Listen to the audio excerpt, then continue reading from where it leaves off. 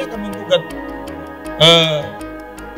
sebagai tergugat satu akan kami gugat itu Menteri Perhubungan, CQ, Direktur Jenderal Perhubungan Darat.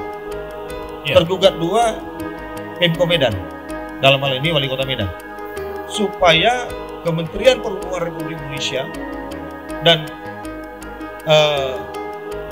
pemerintah Kota Medan beserta klien saya PT Medan Bus Transport untuk duduk bersama membahas ini. Karena kalau nanti masalah ini sampai bergulir ke pengadilan, ini kan hakim kan akan melihat ini, ya, akan menegakkan kebenaran ini. Ya, apa kabar saudara? Anda masih ingat kami beberapa waktu lalu menyajikan berita kepada Anda bahwasannya di 6 September 2024 PT Medan Bus Transport melaporkan Wali Kota Medan Bobi Afif Nasution dan juga Kepala Dinas Perhubungan Kota Medan yang saat itu dijabat oleh Iswar Lubis ke Komisi Pemberantasan Korupsi atau KPK di Jakarta. Seperti apa progres laporan tersebut? Kami saat ini sudah bersama dengan kuasa hukum dari PT Medan Bus Transport, Pahala Sitorus. Bang Pahala, apa kabar? Baik Bang, selamat sore. Sore Bang Pahala. Ya Bang Pahala, sejak tanggal 6 September sampai hari ini, apakah sudah ada progres laporan yang PT Medan Bus Transport sampaikan ke KPK? Ya, jadi pada tanggal 6 September yang lalu, saya selaku kuasa hukum dari Direktur Utama PT Medan Bus Transport, Pak Jumongkas Utagaol, menyampaikan pengaduan ke KPK. Yang kami adukan di situ adalah Wali Kota Medan dan Kepala Dinas Perhubungan Pemerintah Kota Medan dalam dugaan penyalahgunaan wewenang sebagaimana diatur pada Undang-Undang 28 tahun 1999. Demikian juga dugaan adanya tindak pidana korupsi. Jadi sebagaimana yang disampaikan oleh pihak dari bidang pengaduan masyarakat Komisi Pemberantasan Korupsi kepada kami pada waktu itu, bahwa laporan itu akan ditindaklanjuti dan dikonfirmasi ulang kepada pelapor, dalam hal ini saya selaku kuasa hukum, itu maksimal 30 hari. Dan ternyata memang Komisi Pemberantasan Korupsi ini konsisten. Kemarin ya, sekira pukul 9 pagi, saya langsung dihubungi oleh pihak KPK. Tanggal berapa Bang Pahala?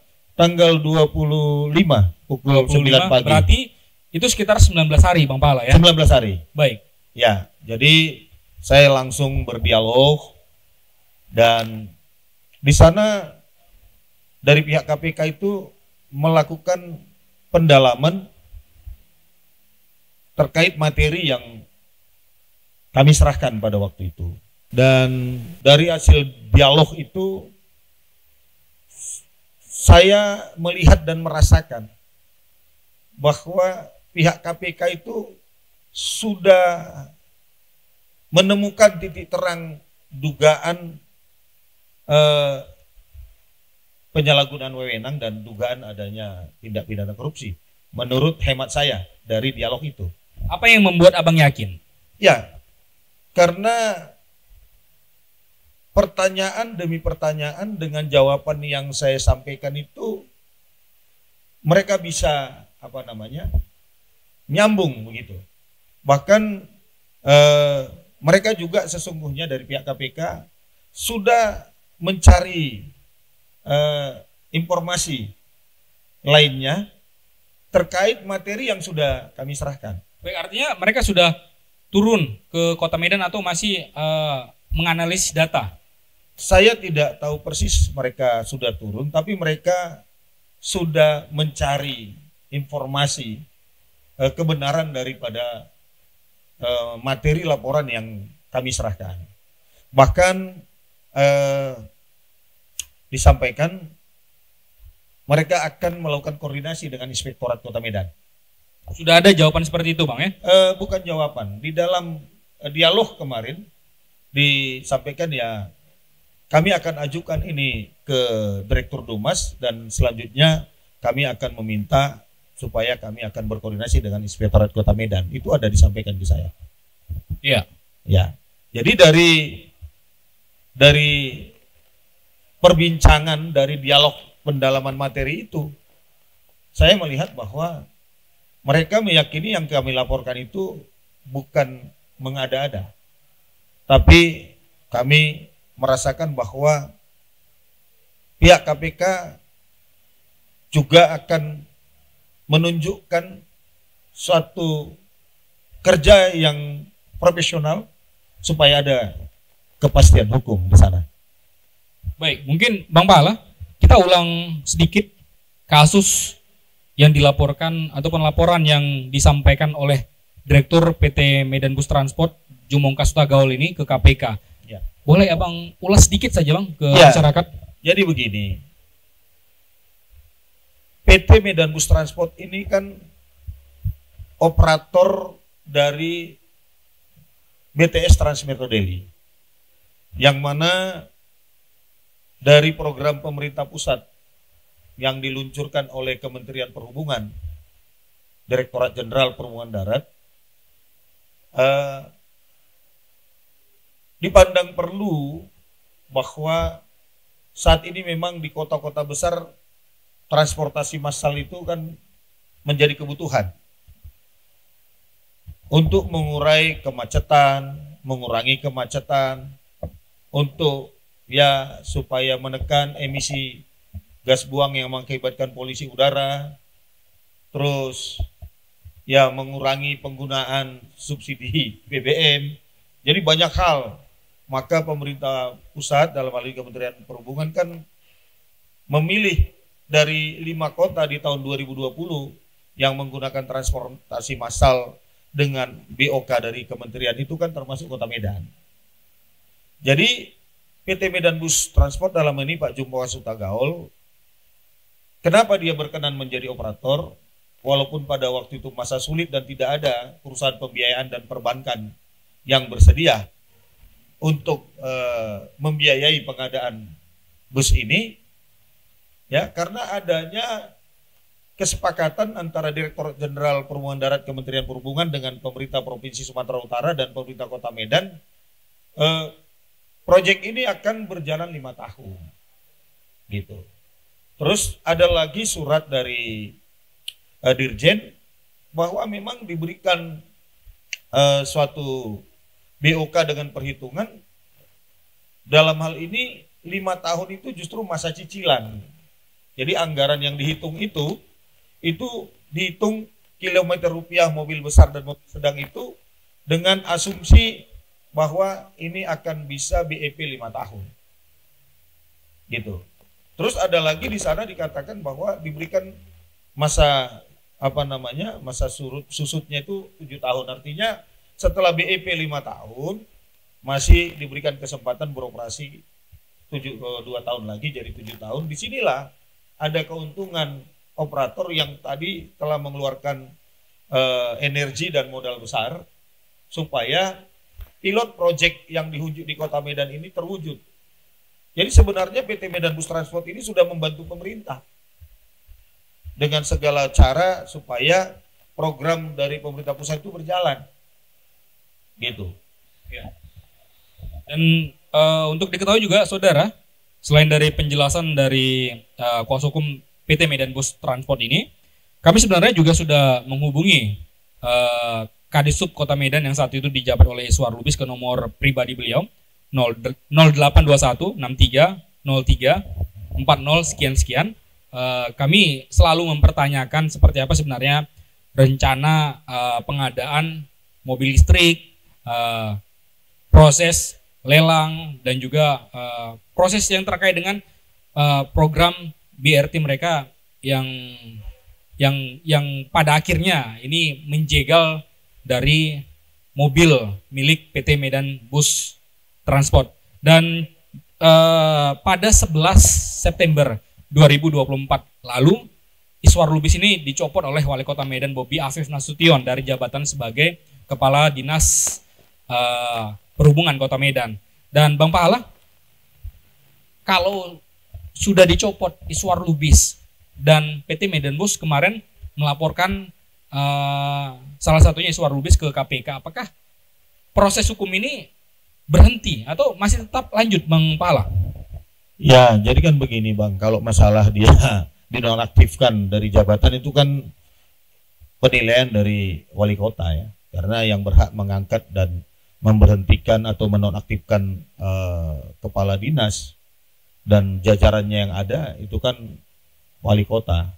Kalaupun memang kebetulan dekat jaraknya antara tanggal pengaduan kami ke KPK dengan Kadishub dinonaktifkan, itu mungkin hanya faktor kebetulan. Jadi mungkin tak ada kaitannya dengan laporan kami ya.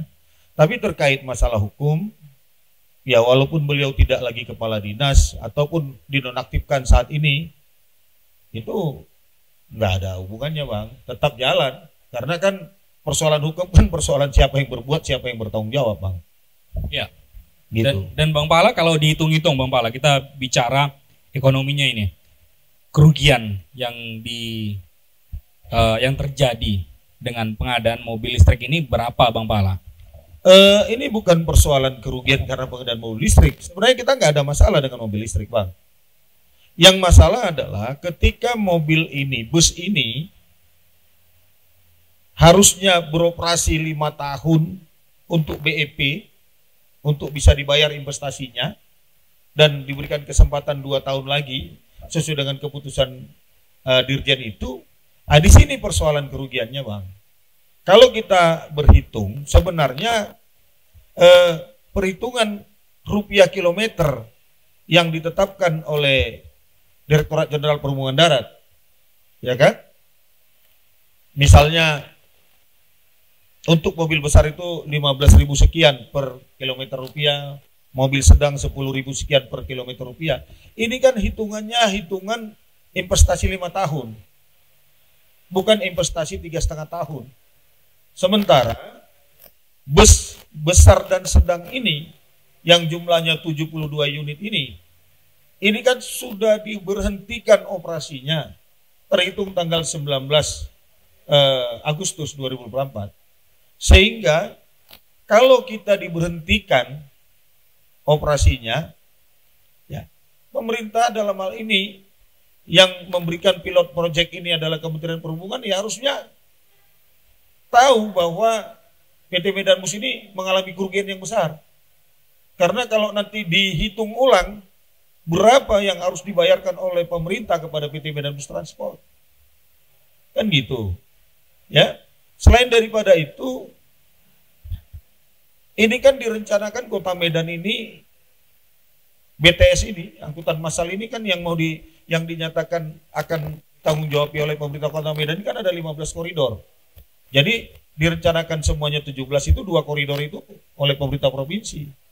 Ini kan dari 15 koridor yang direncanakan malah mobil listrik yang sebagai pemenang dari vendor yang lain atau dari operator yang lain ini kan melalui atau koridor yang sudah existing ini. Bukan yang baru Bang ya? Bukan yang baru. Baik. Bukan yang baru, hanya bedanya ada yang dilanjutkan yang dari Amplas langsung sampai ke Pinang Baris. Baik, tapi ada yang menarik kalau dalam wawancara kita kemarin di depan gedung KPK, ada kita bahas adalah ketika Bluebird Bang ya, PT Bluebird ini yang menjadi pemenang lelang bus listrik, ternyata sampai sekarang belum bisa menyediakan mobil listriknya Bang ya? Ya, justru karena itu maka kita melakukan pengaduan itu terkait dugaan penyalahgunaan wewenang tadi. Ini kan harusnya kalau sesuai dengan surat jawaban dari Pemerintah Kota Medan ke Kementerian Perhubungan, dalam hal ini Direktur Jenderal Perhubungan Darat, ya, itu kan mereka katakan bahwa 1 Juli 2024 mereka siap menghandover.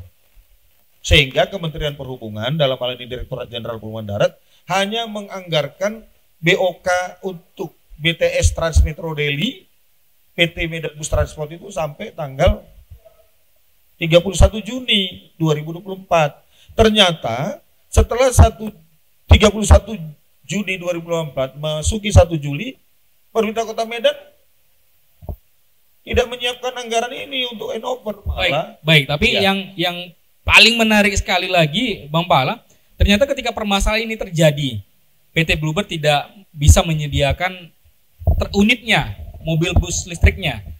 Lalu pemerintah Kota Medan menggratiskan angkutan massal yang ini adalah milik PT Medan Bus Transport, Bang ya.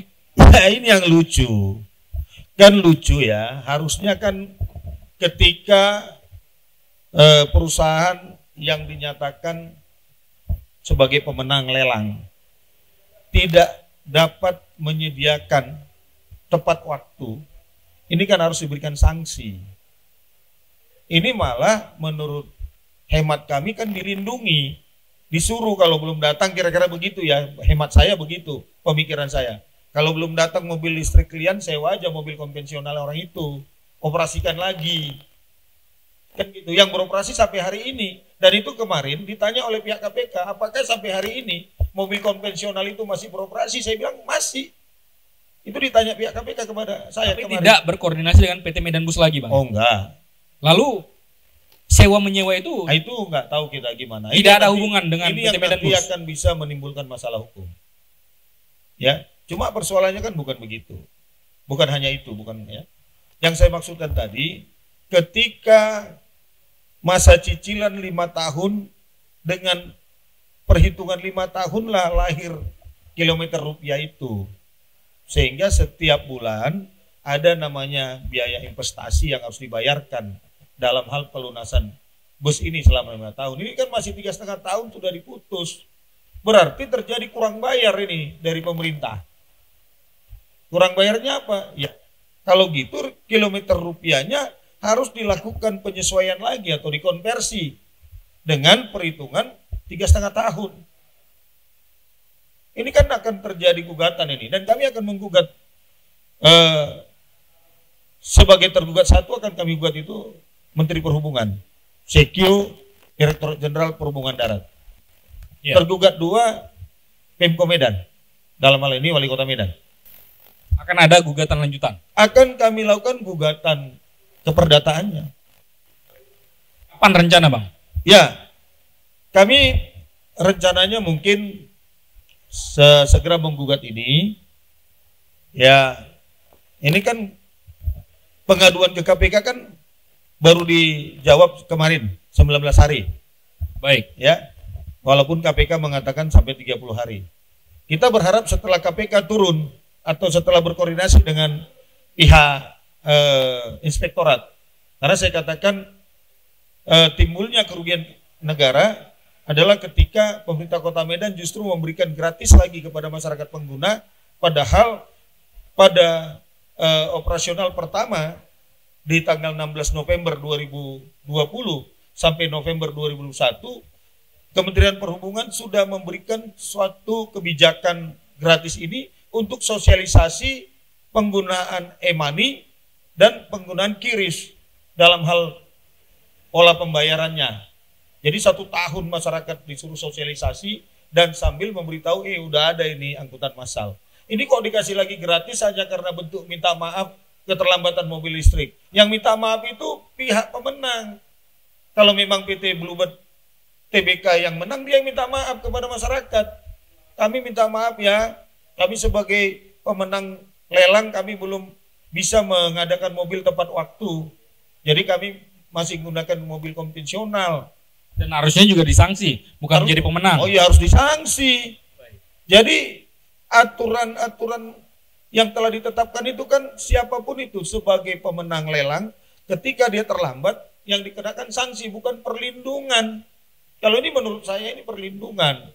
Jadi pada saat ini ya kami justru masih berharap supaya Kementerian Perhubungan Republik Indonesia dan pemerintah Kota Medan beserta klien saya PT Medan Bus Transport untuk duduk bersama membahas ini. Karena kalau nanti masalah ini sampai bergulir ke pengadilan, ini kan hakim kan akan melihat ini, ya, akan menegakkan kebenaran ini, kepastian hukumnya akan jelas nanti di sana. Karena apa? Memang jelas kok perhitungannya ini 5 tahun kok jadi 3,5 tahun. Diterlantarkan mobil itu. Seperti itu aja. Ini mobil baru, bukan mobil second yang diupayakan oleh Pak Jumongkas melalui investor supaya bisa program pemerintah pusat pada masa pandemi COVID bisa terlaksana. Ya, terakhir Bang Pala. Ya.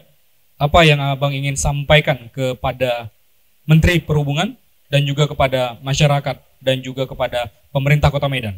Ya, tadi sebenarnya sudah saya sampaikan harapan itu Pak Menteri Perhubungan melalui Dirjen Perhubungan Darat dan Direktur Angkutan yang langsung menangani permasalahan ini, ya mengundang pemerintah Kota Medan dan PT Medan Bus Transport sebagai operator pada pilot proyek itu duduk bersama mencari solusi supaya program ini berjalan kembali sehingga tidak ada yang dirugikan dan gak usahlah menyelesaikan masalah harus dengan pengadilan-pengadilan. Tapi ya kalau memang harus terpaksa ini dilakukan. Sebenarnya pengadilan ini kan jalan terakhir, ya, jalan terakhir kita harus bawa ke sana. Kalau masih bisa diselesaikan duduk bersama, ya, saya yakin Direktur Utama PT Medan Bus Transport ini legowo kok dia selama berapa minggu ini atau 1 bulan ini sudah nggak beroperasi tapi dikasih kesempatan lagi beroperasi. Ya udahlah, kalau rugi-rugi sedikit jangan rugi selamanya. Itu aja harapan kami. Dan kepada masyarakat juga tetaplah apapun yang terjadi saat ini, tetaplah berterima kasih kepada pemerintah yang punya niat untuk menjalankan transportasi massal. Baik, terima kasih Bang Pala. Kami akan menunggu informasi selanjutnya hasil dari laporan Abang ke KPK dan juga rencana menggugat tadi dari Menteri Perhubungan dan juga pemerintah Kota Medan. Ya, kalau menggugat itu kalau memang dalam waktu dekat ini pihak Kementerian Perhubungan tidak mengambil langkah bijak supaya PT Medan Bus Transport tetap sebagai operator BTS Transmetro Daily, itu pasti kami lakukan.